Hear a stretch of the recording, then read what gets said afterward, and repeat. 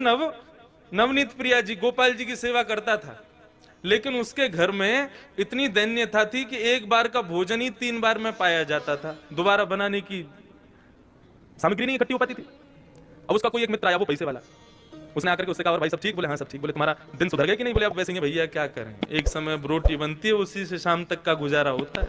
बोले अच्छा तुम पूजा वूजा करते हो क्या? बोले हाँ। बोले किसकी करते हो? बोले गोपाल जी, नवनीत प्रिया जी, लड्डू गोपाल, इनकी पूजा करता हूँ। हंसने लगा मित्र, इनकी सेवा करते हो? अरे ये भी बेचारे जब इनको पूतना मारने आई ना, स्तनों में विष लगा के, तो ये भी नेत्र बंद करके शंकर जी से मदद मांग रहे थे कि पूतना के स्तन के विष को तुम पी जाओ। अरे जो अपनी रक्षा स्वयं नहीं कर पाते, तुम्हारी रक्षा क्या करेंगे? इनसे बड़े शंकर जी हैं, शंकर जी को ले आओ, तुम उनकी सेवा शुरू कर दो। अब बेचारा मरता क्या नहीं करता, सब कर लेते हैं। शंकर जी ले आया दूसरे दिन, और नवनीत प्रिया जी लड्डू गोपाल जी को दूर एक जगह टेबल पे बिठा दिया। बोले तुम्हारी सेवा अब हो गई, तुमने तो कुछ किया नहीं, अब इनकी करेंगे हम। अब शंकर जी की पूजा उसने शुरू कर दी।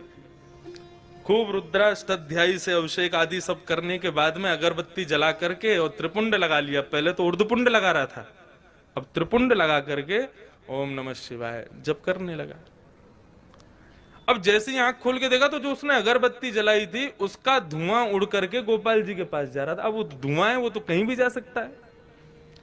अब जैसे ही गोपाल जी के चारों तरफ उसने धुआं देखा तो ठाकुर जी के पास जाके क्या बोलता है, इतने वर्षों से सेवा कर रहा था, तब तो मेरी नहीं सुनी, आज दूसरे किसी को ले आया तो चिढ़ के मारे उसकी अगरबत्ती भी खुद ही सूंघ रहे हो। ठाकुर जी को बोला तुमको यहाँ बैठने ही नहीं दूंगा, अलमारी में बंद करूंगा। जैसे ही ठाकुर जी को इस भाव से उठाया, ठाकुर जी प्रकट हो गए वहां पर, चरणों में गिर पड़ा। बोले महाराज आपने आज तक मुझे दर्शन नहीं दिए, शंकर जी के आती दर्शन कैसे हो गए? बोले देख ये भेद बुद्धि मत रख, मुझ में शंकर जी में कोई भेद नहीं है, और शंकर जी आए इसलिए दर्शन दिए ऐसा भी नहीं है।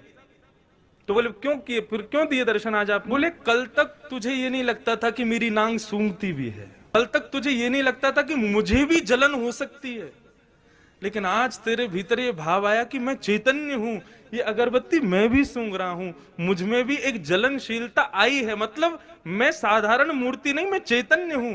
जब तेरे हृदय में ये भाव आया तो मैं पीछे क्यों हटूं, मैं भी प्रकट हो गया, मैं भी क्यों मूर्ति तक रहूं?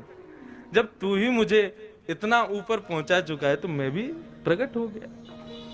तो ठाकुर जी का दूसरा स्वरूप भागवत कहती है चैतन्य।